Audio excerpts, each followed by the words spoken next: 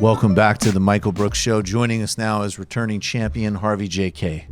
Harvey, thanks for being here. Always a pleasure. How's it being back in the city? Muggy. It is muggy as hell, huh? Muggy. What is it like in Wisconsin this time of year? Probably wet, but not quite this muggy. I've never been. Actually, the weekend was kind of nice, and yesterday was kind of nice, actually. But today was just brutal. Today is super brutal. Yeah. No doubt about it. But you should be in a good mood. There's been some good things happening from the Harvey Kaye side of things. Yeah, no, things are good. Absolutely. Yeah, we got to talk about. Let's just get. I want to get to it. I mean, obviously, this speech happened a couple of weeks ago, but we need to talk about it with you. Yeah, this was phenomenal. Bernie Sanders. Well, let's get right to it. Let's play a clip of it. This is him echoing my favorite FDR line. We have actually two great clips. One is from the speech, and then another one from FDR himself that we'll actually get to. This is Bernie Sanders on welcoming their hatred. Like today, the quest for transformative change was opposed by big business, by Wall Street, by the political establishment, by the Republican Party, and by the conservative wing of FDR's own Democratic Party. And he faced the same scare tactics then that we experience today. Red baiting, xenophobia, racism, and anti-Semitism. In a famous 1936 campaign speech, Roosevelt stated, and I quote, "We had to struggle with the old enemies of peace: business and financial monopoly, speculation, reckless banking, class antagonism, sectionalism, war profiteering. They had begun to consider the government of the United States as a mere appendage to their own affairs. We know now that government by organized money is just as dangerous as government by organized mob."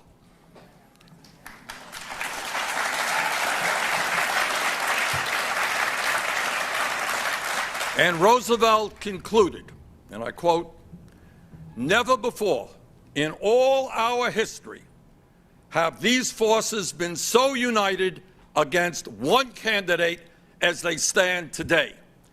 They are unanimous in their hate for me, and I welcome their hatred."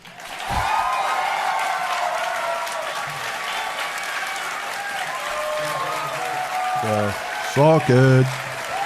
What did you think, Harvey? What did you think when you saw that, and what was the context for when Roosevelt said it? If I'm not mistaken, that was a Madison Square Garden speech in October 36. And okay, so in 32 he won the presidency. He launches the New Deal, ran into some troubles in 1934, and yet the Democrats took an even greater number of seats in Congress. He was extremely popular. Okay, extremely popular, except, as you can imagine, among the corporate interests. And the wealthiest Americans, who had actually in some ways looked forward possibly to an FDR presidency because they assumed prohibition would come to an end. Right. Now, why did they want prohibition to come to an end? They drank all they wanted during the 20s. Money. It was business opportunity, exactly. Right? Sure. Well, and they figured they would tax working people for every beer, and they wouldn't have to pay income taxes. That was the expectation. Bloomberg politics of the Pretty 30s. much, Right? yeah. Yeah. So what happens? And so so they organized something called the American Liberty League. The American Liberty League spent millions of dollars on radio, on what used to be called film strips, on newspaper ads, in every venue, in order to undermine or weaken the Roosevelt administration. They failed. They failed because they could never get a grassroots movement going. And so, but nevertheless, they spent a lot of money. Moreover, they were hoping to pull the Southern white supremacists into a coalition with Father Coughlin's group. And basically what would happen is... Explain Father Coughlin to So people. Father Coughlin was a priest born in Canada, but he had a church in Royal Oak, Michigan, I believe it was. Another one of the reactionary imports from Canada. Jesus. Canada has a lot to answer for, frankly. I didn't know he was from it too, but now we've got Some of our friends, I'm Coughlin, sure some of our Fromm, friends Jordan Peterson. are upset by what we're saying right now, but screw that. Well, they should apologize to us Absolutely. if you're upset. Think of how upset we are. So they knew the rich that Roosevelt would not lose the election unless they could figure out a way to split the Democratic vote. So they eagerly anticipated a third-party effort It was of Huey Long.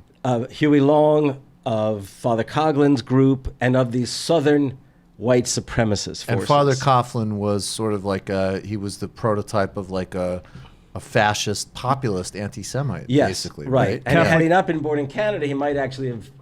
Sorry, and it's not inconceivable he would have been even more directly himself involved in politics, but he was born in Canada. But he was a radio show, host, right? That was his vast following, absolutely vast following.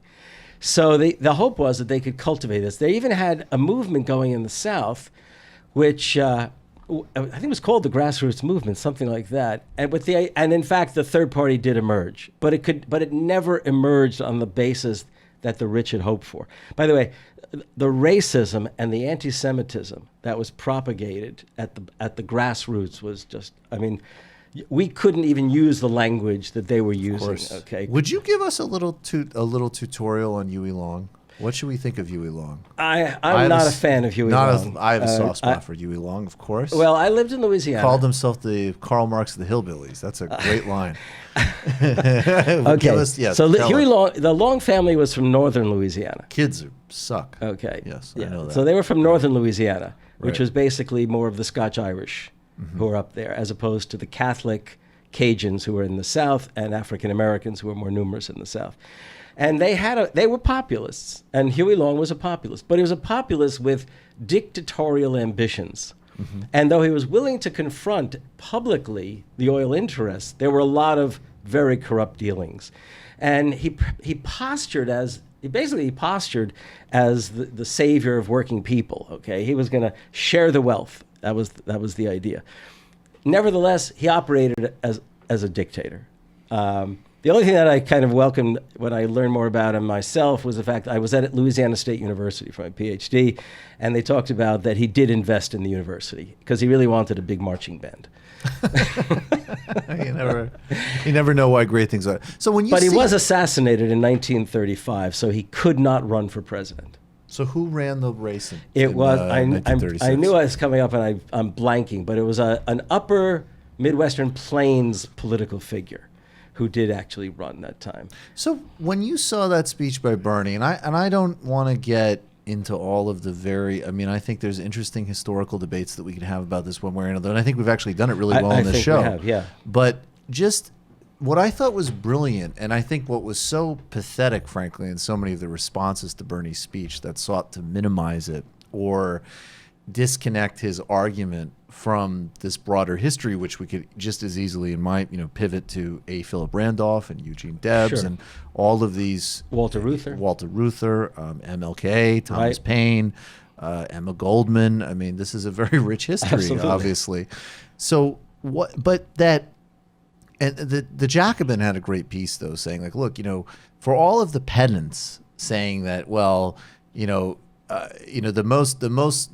attack that was marshaled most against the speech was, and I thought it was incredible because Bernie actually covered this in the speech, is that both people who are, I might have very close politics to, but are frankly just sort of posturing online of, well, Bernie's socialism speech wasn't like the communique from like the Cuban Central Committee, so it's bullshit, or the people who are, this is nonsense, and Roosevelt was a Democrat and Bernie's a crackpot and so on.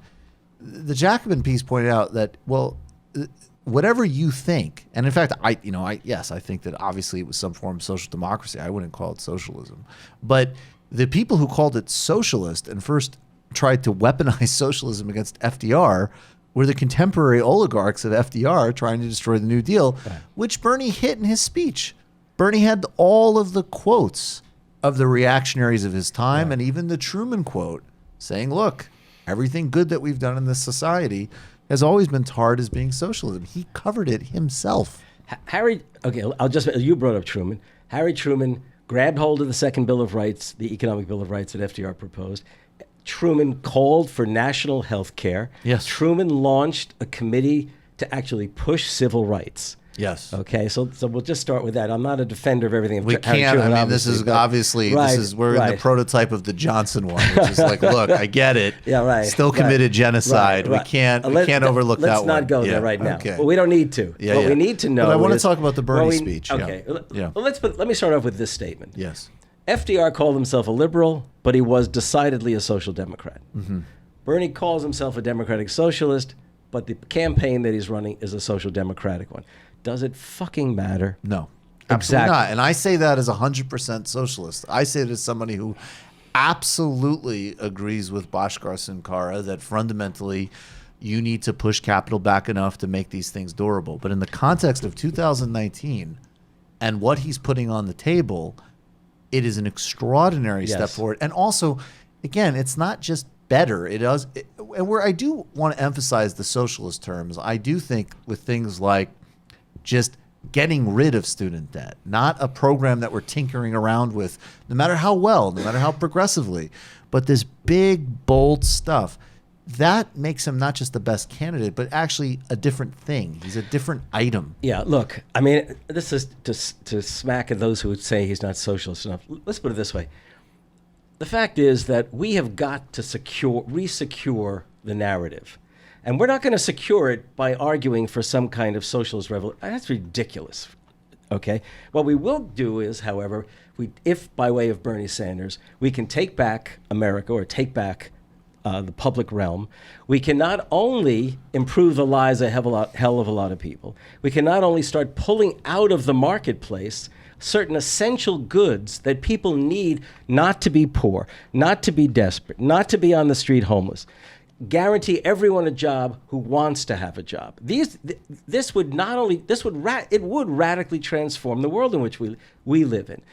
And the third thing is, doing so, we will show the degree to which small d democratic public sector and government is a radical shift, and then we can start talking about what do we do about the banks? What do we do about the big corporations? Well, I quoted last week in the commentary Marx's endorsement of a, people know, again, the critique of the Gotha program is the really important confrontation with the limits of reforms inside capitalism. That's important.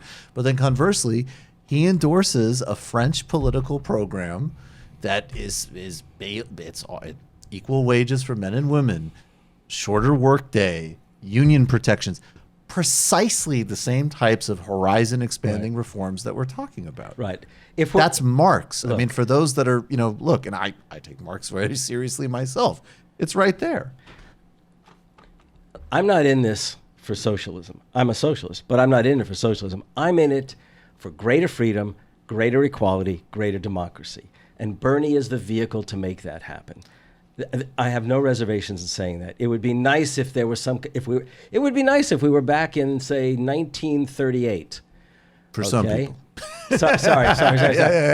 Where we didn't have to make an argument. My point is, we didn't have to make an argument for that. Right. Okay. Right. But right now, we have got to show the vast majority of Americans that working people and poor people's lives can be made better, not by trickle down and not by what the fuck is that thing called, Libra? Oh yeah, Libra. And by the way, can we take that as a sound drop, please? And by the way, what the fuck is that thing called? Libra? Yeah, that was great. I love it. My birthday is October 9th. I'm a Libran. I am so pissed off that I have the audacity to do that. Oh yeah, Harvey Kaye, another astrology promoter. Hell yeah. Fuck you, nerds. No, shh. We're in on the astrology together. Don't worry about it.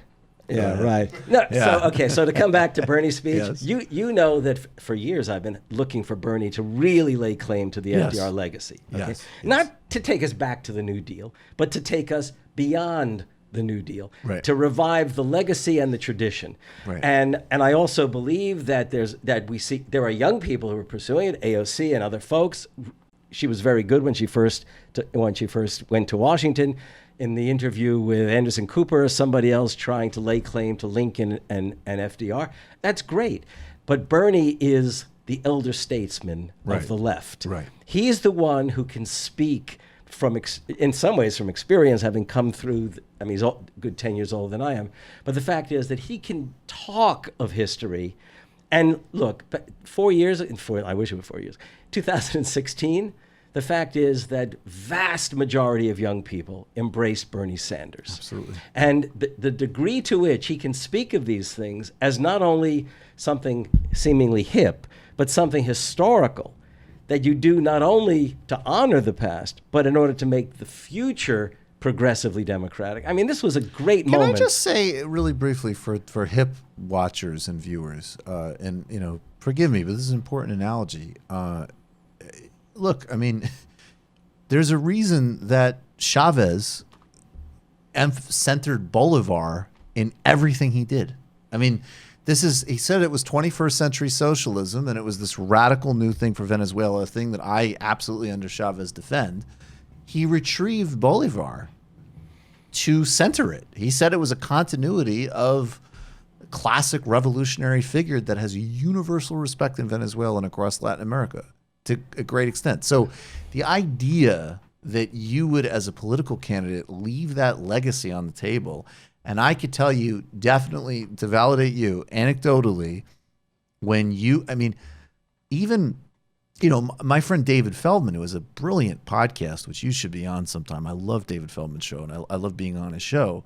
He's funny. He's funny. He's incredibly smart. And so this is actually a really good example because this is a very well-read. I mean, this guy, has read Marx and stuff, no matter how much he'll kind of joke about himself. He's a very well-read guy.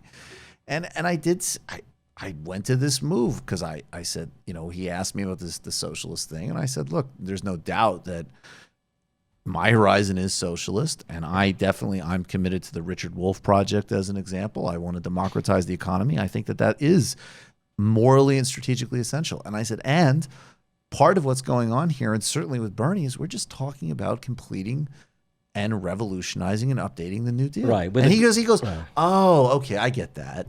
I mean, the idea that you wouldn't use that as a political instrument to forward this to win is frankly political malpractice. I mean, I think you bring Bernie other things. I think people should be talking about things, frankly, we could learn from the Workers' Party, as an example. I think there could be, not just Scandinavia, but in Americas, frankly. Look, but you got to use that. It's crazy you wouldn't use that. What really pissed off Norman Thomas, the socialist, the leader of the Socialist Party in the 30s, about FDR was that FDR was taking everything from the Socialist Party and applying it on a grander scale because the Democrats could do that under Roosevelt. Right. And the other thing is, look, in 1932, when Roosevelt was running for president, he called for a new economic declaration of rights for the forgotten man.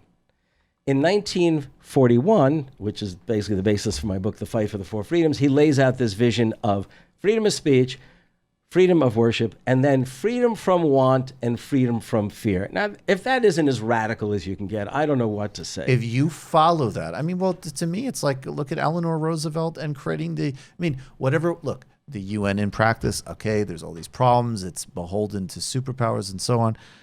If you don't think even just that what was put forward, especially because I think, to me, I mean, she was an incredible political figure, obviously, in of herself, and very sympathetic to anti-colonial movements and the power from the beginning of anti-colonial presence in the UN. Just to loop back to that, even putting forward something like a Universal Declaration of Human Rights as a concept, as a North Star, is revolutionary. And of course, if you took the Four Freedoms seriously as something that should be implemented across the planet, you would have a radically different world system. And then FDR, you'd have no WTO. And 3 years later, from 41 to 44, FDR takes the next step and he calls for an economic bill of rights, which is what Bernie has basically taken and turned to a 21st century economic bill of rights. And by the way, Martin Luther King in 1965 proposed an economic bill of rights for the disadvantaged, which was basically because he felt that under he had optimism, the Great Society would address a lot of people's needs, but he wanted to make sure that these were not just programs, that they came to be considered rights.